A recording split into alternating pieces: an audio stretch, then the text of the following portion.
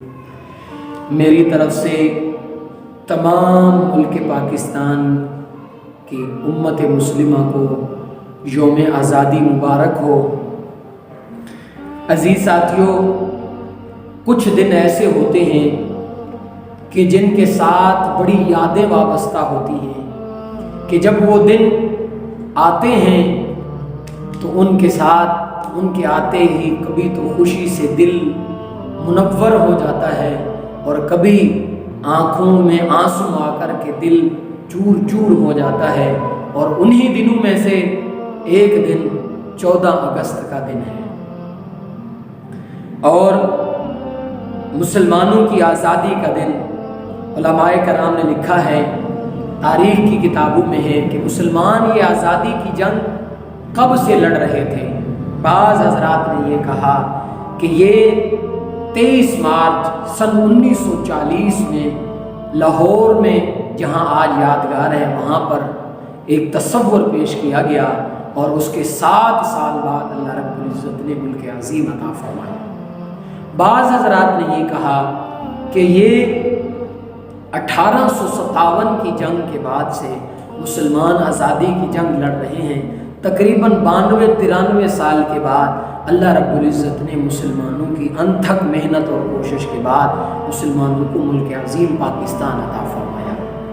اور بعض حضرات نے یہ کہا کہ یہ نہ تو 1940 سے بات چل رہی ہے، نہ تو یہ 1857 سے، بلکہ یہ مسلمان آزادی کی جنگ 1756 کہ جب سراج الدولہ نے جنگ کی تھی انگریز کے ساتھ، وہ جنگ آزادی کی جنگ تھی۔ اور جنگ پلاسی جو ہوئی وہ بھی انگریز کے ساتھ تھی اور آزادی کی جنگ تھی۔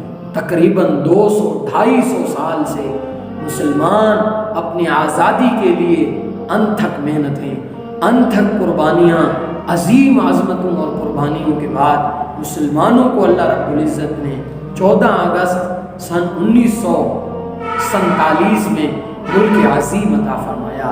اور اسلامی تاریخ کے مطابق اللہ رب العزت نے عظیم مہینہ، عظیم رات، مہینوں کا سردار رمضان اور عظیم رات، راتوں کی رات سردار 27ویں کی رات کو، وہ لوگ کہ جنہوں نے 200-250 سال سے محنت سٹارٹ کی ہوئی تھی اور ایک سلسلہ شروع ہوا تھا کہ ہم اپنے لیے آزاد مملکت بنائیں گے، ہم اپنے لیے الگ ملک بنائیں گے، ہمارے لیے مسلمان الگ قوم ہے، ان کے لیے الگ ریاست ہونی چاہیے، ان کی اس سوچ کو لے کر کے جو لوگ چل رہے تھے، پھر 27 رمضان کی صبح ان لوگوں کے کانوں میں ایک آواز پڑی کہ آج آپ یہ آواز ریڈیو پاکستان کی سے آواز سن رہے ہیں۔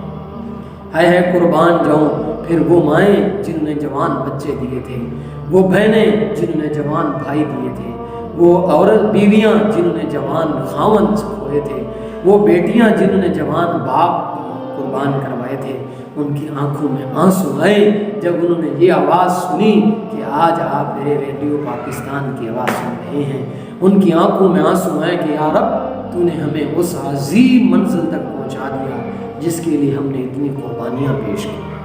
آج ہماری نوجوان نسل کو پتہ ہی نہیں ہے جو اس لیے اتنی خرافات کرتے ہیں، کیا موٹر سائیکلوں کو بھگاتے ہیں، نوجوان بچیاں بے حیائی کے کام کرتی ہیں۔ وجہ صرف اور صرف یہ ہے کہ پاکستان کو حاصل کرنے کی تاریخ کا انہیں پتہ نہیں ہے۔ میں تو یہ کہتا ہوں کہ حکومت کی طرف سے یہ ہونا چاہیے، جیسے ہی آزادی کا مہینہ، اگست کا مہینہ سٹارٹ ہو، مسلمانوں کے نوجوانوں کو یہ بتایا جائے کہ بھائیو، اس ملک کو حاصل کرنے کے لیے قائد اعظم نے 6 لاکھ لوگوں کی قربانیاں پیش کی، اور ان کو یہ بتایا جائے کہ علامہ احمد اللہ شاہ مدراسی کے سر کو کاٹ کر کے دہلی کے چوک، چاندنی چوک میں کئی دن تک لٹکایا گیا تھا۔ قصور کیا تھا؟ وہ ملک پاکستان کے لیے لڑ رہا تھا۔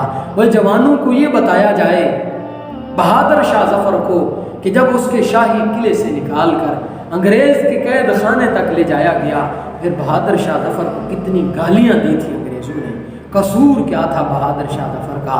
قصور یہ تھا کہ اس نے کہا تھا کہ ملک پاکستان ہو، ان کے لیے، مسلمانوں کے لیے الگ قوم ہو، الگ ملت ہو، الگ ریاست ہو۔ علامہ بہادر شاہ ظفر، اور بتاؤ نوجوانوں کو یہ بتاؤ کہ مسلمانوں نے ایسے کیا کیا، ملک حاصل کیا کہ بہادر شاہ ظفر کو جب صبح کے وقت ناشتہ پیش کیا گیا تو اس نے ناشتے کے لیے پلیٹ کا ٹرے اٹھائی اوپر سے، تو اس کے بیٹوں اور پوتوں کا سر تھا۔ کیا قصور تھا ان کا؟ وہ یہ کہتے تھے کہ بن کے رہے گا پاکستان، لے کے رہیں گے پاکستان۔ پاکستان کا مطلب کیا؟ لا الہ الا اللہ۔ وہ بتاؤ ان نوجوانوں کو بتاؤ کہ 70,000 کے قریب نوجوان بچیوں کو ہندو اور سکھ اغوا کر کے لے کے گئے تھے۔ اور ان نوجوانوں کو یہ بتاؤ کہ 1857 سے لے کے 1947 کی صبح تک کتنے علماء کرام کو انگریز نے، کتنے علماء کرام کو ہندو فوجوں نے توپوں کے اوپر باندھ کر کے توپیں چلائیں۔ قصور کیا تھا ان لوگوں کا؟ قصور یہ تھا کہ وہ یہ کہتے تھے کہ ہمارے لیے الگ ملک ہو اور وہ پاکستان ہو۔ وہ بتاؤ ان نوجوانوں کو علامہ فضل حق خیرآبادی رحمۃ اللہ علیہ نے جب انگریز کے خلاف فتویٰ دیا اور کالا پانی میں حضرت کو ڈالا گیا، اور حضرت فرماتے ہیں، خود لکھا، فرمایا مجھے سینکڑوں بیماریاں لگ گئی تھیں، لیکن جب بوڑھے ہو گئے کہ آج کل شہید ہو جانا ہے، انگریز گیا ان کے ایمان کو خریدنے کے لیے، قربان جاؤں حضرت کی آنکھوں کا نور بھی چلا گیا تھا۔ جب ساری چیزیں چلی گئیں، حضرت نے آگے ہو کے دیکھا، اور دیکھا تو وہی فتویٰ تھا۔ فرمایا انگریز بدبخت، میں نے نہ جوانی میں محمد الرسول اللہ سے کیا کی، میں بے وفائی کی، نہ اب کروں گا، نہ قیامت تک کی صبح کے لیے کروں گا۔ اے نوجوانوں کو یہ بتاؤ، نوجوانوں کو یہ بتاؤ کہ یہ ملک اس اتنی قربانیوں کے بعد ملا۔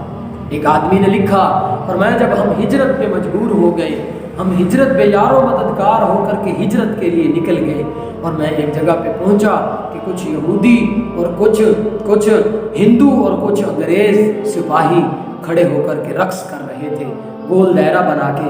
میں ان کے قریب ہوا، میں نے دیکھا تو وہاں نوجوان مسلمان بچوں کے پستانوں کے ڈھیر لگے ہوئے تھے۔ بھائیوں، ان بہنوں نے قربانیاں دی، ہمیں یہ ملک ملا۔ ان بھائیوں نے قربانیاں دی، ہمیں یہ ملک ملا۔ ان ماؤں اور بوڑھے باپوں نے قربانیاں دی، ہمیں یہ ملک ملا۔ ہمیں یہ ملک اس لیے نہیں ملا کہ آج ہم انگریز کی حکومت سے، غلامی سے آزاد ہو گئے، اب محمد الرسول اللہ صلی اللہ علیہ وسلم کے دین سے بھی دور ہو جائیں۔ اللہ کا شکر ادا کرو کہ رب نے یہ نعمت عطا فرما دی، اور میں دعا کرتا ہوں کہ اللہ قیامت تک کی صبح کے لیے اس ملک پاکستان کو قائم اور دائم فرمائے، اور جن لوگوں نے اس وقت بھی مخالفت کی، اللہ ان کی قبروں پر رحمتیں عطا فرمائے، اور آج ان کی نسلوں کے جو لوگ ہیں اللہ ان کو ہدایت عطا فرمائے کہ انہوں کو چاہیے کہ وہ ملک پاکستان سے محبت کریں، اور تم ملک پاکستان سے سچی محبت کرنے والے بن جاؤ، اقتدار اللہ خود عطا فرما دے گا۔ پھر تمہیں کبھی کسی کے ٹیلی فونک رابطے کی ضرورت نہیں ہوگی، کبھی کسی کے ساتھ ملنے کی ضرورت نہیں ہوگی۔ تم پاکستان کے ساتھ سچی محبت کرو، اللہ اقتدار خود عطا فرما دے گا۔ اور میں دعا کرتا ہوں کہ اس ملک میں بسنے والے، اور اسی طرح کشمیر کی لوگ، اور یاد رکھیں مسلمانوں نے جب اپنا راستہ چھوڑا، مسلمان ذلیل